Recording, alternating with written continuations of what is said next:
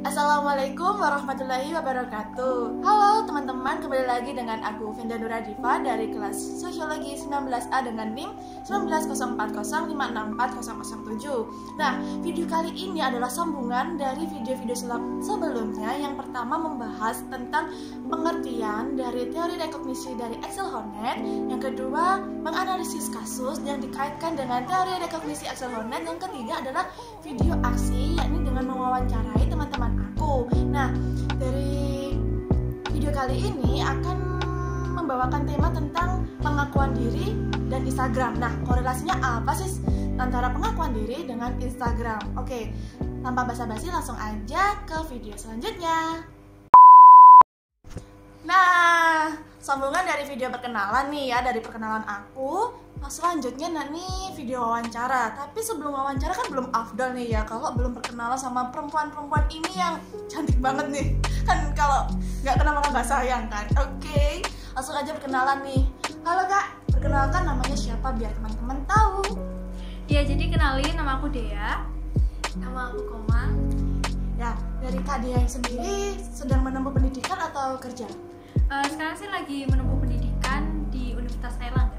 Kalau Kak Komang? Aku lagi menempuh pendidikan di Universitas Brawijaya. Wow, sungguh sekali ya, karena perempuan-perempuan ini tuh kuliahnya di universitas yang berbenefit juga. Tapi UNESA juga nggak kalah benefitnya loh ya. Oke nih, langsung aja nih ke wawancara dari Kak Komang sama Kak Dea. Bersiap untuk wawancara? Siap. Oke, yang pertama nih, aku ingin tanya kepada Kak Komang, apakah Kak Komang aktif main Instagram? Lumayan sih, cukup aktif. Aktif ya. Berapa, kalau sehari itu bisa dihitung berapa kali sih? Gak tiap hari sih, paling berapa hari sekali. Oke, kalau dari Kak Dea? Kalau untuk scroll atau kayak cek-cek Instagram sih pasti tiap hari. Cuma kalau untuk upload termasuk jarang banget sih. Iya, jarang banget ya. Oke, dari kalau boleh tahu nih ya, pengikut atau followers dari Kak Komang sendiri berapa? 900-an. 900-an ya. Oke, 900 per orang atau 900.000 nih? Kan nggak tahu ya. Orang dong. Oh iya. Oke, kalau Kak Dea? Kalau nggak salah sih 800-an mungkin. 800-an. Oke, 800 berapa? Orang Oh, aja. kan biasanya kan kalau cantik-cantik gini kan biasanya followersnya banyak kan kita nggak tahu nih. Oke, langsung ke pertanyaan selanjutnya nih dari Kak Dea. Sering tidak mengunggah foto atau video baik feed atau Instagram. Tadi kan aku dengar kayak jarang, tapi siapa tahu nih di close friend atau bagaimana nih dari Kak Dea di mana? Kalau untuk feed sih termasuknya jarang banget. Terakhir banget itu malah udah tahun kemarin.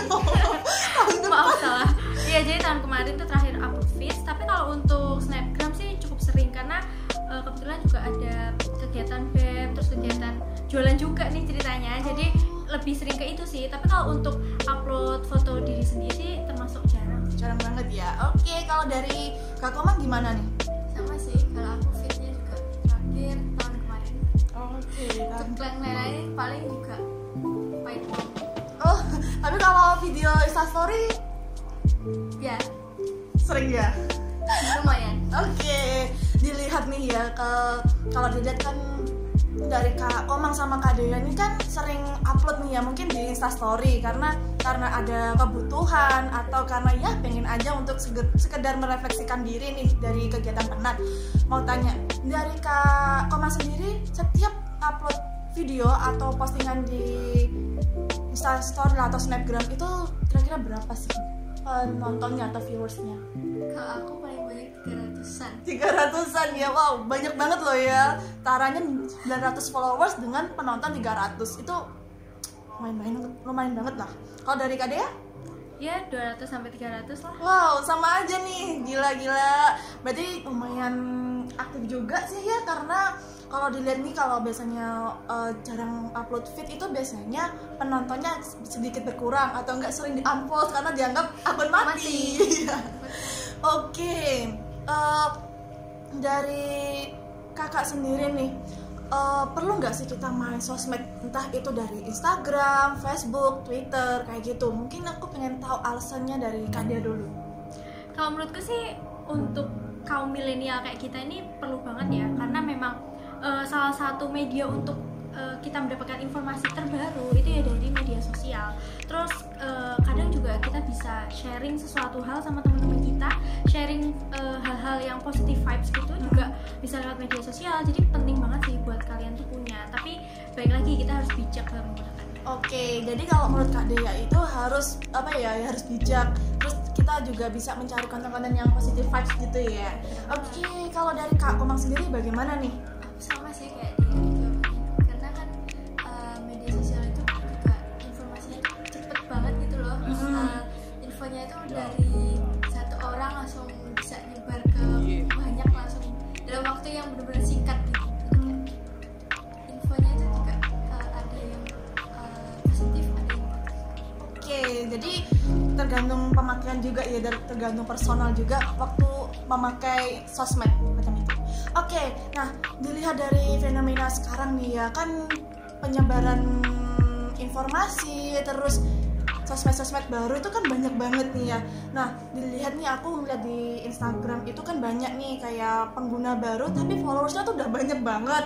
Tapi dilihat lagi di likes feednya itu cuma sedikit. Nah diduga-duga dengan asumsi dasarnya kita dengar yakni membeli followers. Nah dari membeli followers sendiri itu tanggapan dari Kak Komang dulu nih, bagaimana dengan tindakan membeli followers biar dikira kayak selebgram lah gitu, menurut kakak gimana? mungkin kalau menurut aku sih mungkin pengennya dia tuh kelihatan kayak lebih apa ya, Gak apa-apa, langsung kita santai aja sih kita. kalau menurut aku sih sebenarnya itu tergantung orangnya sih. Tapi emang sebenarnya nggak apa-apa. Oke, jadi kalau membeli followers gak terlalu penting ya? Kan kayak ada aja bisa followersnya berapa, like-nya berapa. Kelihatan fix banget ya. Oke, nah dari yang aku jelaskan tadi, dari Kak Dia tuh bagaimana respon fenomena tersebut? Sebenarnya aku setuju sama yang dibilang Komang. Jadi kayak balik lagi ke orangnya. Mungkin bagi dia itu salah satu apa ya, cara dia buat membahagiakan diri, buat apa ya, kayak bikin diri itu ngerasa kayak aku tuh berharga. Itu mungkin dengan cara dia beli followers atau followers banyak, itu salah satu penghargaan buat dirinya. Jadi it's okay sih sebenarnya. Cuma kalau buat diriku sendiri emang itu bukan salah satu pencapaian buat aku. Jadi kalau aku sih nggak akan beli sih kayaknya. Lebih pilih murni gitu ya, emang saling memfollow gitu ya.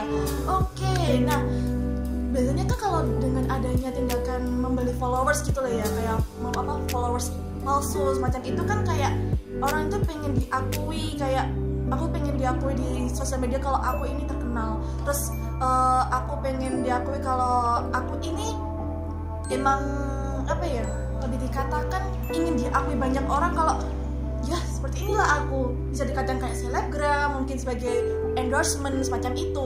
Nah tindakan kayak apa selebgram yang bisa dikatakan kayak ya abal-abal semacam itu bagaimana sih dari kalian berdua gitu? Mungkin bisa berkolaborasi jawabannya. Kalau seumpama memang dia itu bercita-cita jadi selebgram, nggak masalah sih menurutku. Tapi mungkin dia memang kan nggak ada sesuatu hal itu yang instan. Jadi memang lebih baik tuh dia belajar dari followers yang dikit, tapi dari followers dikit, dari banyak masukan atau saran dari orang lain itu bisa membangun dia untuk lebih baik lagi. Nah saran-saran orang itu kan bisa dia terapkan di konten-konten selanjutnya, sehingga nanti lama-lama itu jadi banyak followersnya. Oke, jadi dari pernyataan dari Kak Dea itu biasanya kalau untuk memperoleh followers, ibarat followers asli nih, kontennya itu seperti apa sih dari tanggapan Kak Dea atau mungkin dari Kak Komang? Boleh Mungkin kayak bikin tutorial make up atau apa gitu, atau konten-konten masak atau gimana yang hal-hal positif yang bisa bikin orang itu jadi tertarik, akhirnya kayak nge-follow dia dan nge-share, membagikan video dia. Jadi kan kayak dia bisa terkenal dengan hal yang positif gitu loh, bukan yang hal negatif karena bulian atau karena isu-isu apa gitu. Oke, dari Kak Dea mungkin ada tambahan? Bener sih, intinya bikin konten yang jangan merugikan orang lain. Nah, itu aja sih. Oke, ya. Langsung ke topik yang lain, tapi masih dengan kesinambungan nih ya. Pernah aku melihat kalau ada nih di seseorang yang di kehidupan nyatanya tuh biasa aja, hidupnya sangat sederhana, terus ya penampilannya juga biasa aja, tapi di sosial media tuh dia sangat jenik banget, atau bisa dikatakan orang yang sangat narsis. Nah, dari kakak sendiri tuh melihat fenomena seperti itu tuh bagaimana nih, kayak respon apakah ini baik atau tidak gitu? Mungkin dari Ade sama kamu boleh. Mungkin kalau dari aku, baik lagi karakter orang tuh kan beda-beda setiap orangnya. Nah, jadi ada orang yang memang dia seneng atau lebih pede membagikan tuh langsung ke sosial media gitu daripada ke orang-orang terdekatnya. Sempat aku dengar tuh ada orang tuh yang lebih terbuka terhadap orang-orang yang asing malah bagi dia. Jadi menurutku itu nggak masalah sih, malah bagus kalau dia itu bisa membagikan sesuatu hal ke orang lain. Jadi orang lain tuh bisa ikut mensupport, memberikan saran kalaupun dia minta masukan gitu. Mungkin dari kamu ada tambahan? Oke, nah dari pertanyaan selanjutnya nih, kalau bisa ditinjau dari jawaban dari Kak Dia sama Kak Komang itu kan masuk nih dalam tindakan pengakuan diri gitu, kayak pengen diakui banyak orang. Nah, dari Kak Dia sama Kak Komang, perlu nggak sih kita melakukan tindakan pengakuan diri agar kita tuh diakui gitu loh? Perlu nggak? Mungkin dari Kak Komang dulu nih, jawabannya gimana? Ya, di masyarakat atau lebih tepatnya di sosial media gitu. Menurut aku sih, kalaupun kita di sosial media itu pengakuan diri itu yang benar-benar dari kita sendiri gitu loh, bukan yang kayak kita nunjukin yang bukan diri kita sendiri buat orang lain tuh nilainya kayak beda dari dunia nyata gitu loh. Jadi kayak tetap ada pengakuan diri itu, tapi yang benar-benar dari kita sendiri, bukan yang dibuat-buat hanya untuk pengen dipuji atau apa gitu. Oke, nah dari Kak Dia nih bagaimana? Aku setuju sih sama Komang. Jadi kalau aku pribadi nih, pengakuan diri baik lagi bukan salah satu pencapaian yang ingin aku capai gitu. Jadi kalaupun ternyata diakui ya alhamdulillah, kalaupun ternyata enggak juga nggak apa-apa gitu. Karena yang penting aku berada di sosial media itu ya karena aku happy dan senang gitu, buat membagikan konten-konten yang aku kasih ke mereka. Oke, ini pertanyaan terakhir yang kedua. Gini, dari pernyataan dari Kak Komang sama Kak Dia, pengakuan diri versi kalian masing-masing itu seperti apa? Mungkin dari Kak Dia, pengakuan diri versi Kak Dia. Pengakuan diri dari aku sih ini sih, kalau kita mau upload sesuatu hal yang menurut kita itu bermanfaat dan bisa ngebahagiain kita, nggak apa-apa upload aja. Kalian nggak usah takut ada orang yang mencibir, mencaci, terus atau mengkritik, nggak masalah. Yang penting kalian happy dan nyaman sama konten itu, dan yang penting konten itu juga nggak merugikan orang lain, jadi share aja gitu. Tapi kalau baik lagi menurut aku pengakuan diri dari masyarakat itu sebagai bonus aja. Seumpama ternyata ada yang mengapresiasi kita, alhamdulillah, dan lebih baik lanjutkan konten yang memang ternyata itu bermanfaat bagi orang lain. Oke, nah dari Kak Komang nih gimana? Sama sih kayak Kak Dia, setuju jawaban Kak Dia. Oke, nah terdengar kan hampir mirip nih dengan kayak hampir saran gitu. Tapi aku ingin mendengar secara konkret, kayak lebih utuh solusi untuk teman-teman yang pengen melakukan pengakuan diri di Instagram tapi secara bijak. Secara singkat aja, mungkin berapa kata dari Kak Komang tuh gimana? Lakukan pengakuan diri tapi secara bijak. Dan kebanyakan kalau di Instagram kayak lebih banyak yang negatif kayak gitu. Jadi dari Kak Komang gimana? Intinya sih bagikan apa yang sesuai sama kayak diri kamu. Oke. Dari Kak Dia? Selama kamu bahagia melakukan itu, lakukan aja. Karena aku yakin apa yang membuat diri kita bahagia, apa yang menurut kita itu positif, pasti orang lain ikut ngerasain kok. Walaupun mungkin orang-orang di sekitar kamu tuh nggak bilang kalau mereka itu ngerasain positive vibes yang kamu kasih. Oke, sangat bermanfaat banget nih bincangan kita, meskipun cuma sebentar, tapi tentang Instagram, tentang sosial media dengan korelasi pengakuan diri itu sangat berkorelasi kan di kehidupan kehidupan sehari-hari. Nah, tak terasa nih karena videonya juga terbatas. Nah, dari aku terima kasih untuk Kak Dea sama Kak Komeng yang bersedia untuk diwawancarai. Semoga video ini bermanfaat dan bisa dipetik pembelajarannya. Bila ada salah kata dari kami mohon maaf dan tetap jaga kesehatan dan patuhi protokol kesehatan. Aku Vedantura Diva akan kututup. Sekian dan sampai jumpa di lain kesempatan. Wassalamualaikum warahmatullahi wabarakatuh.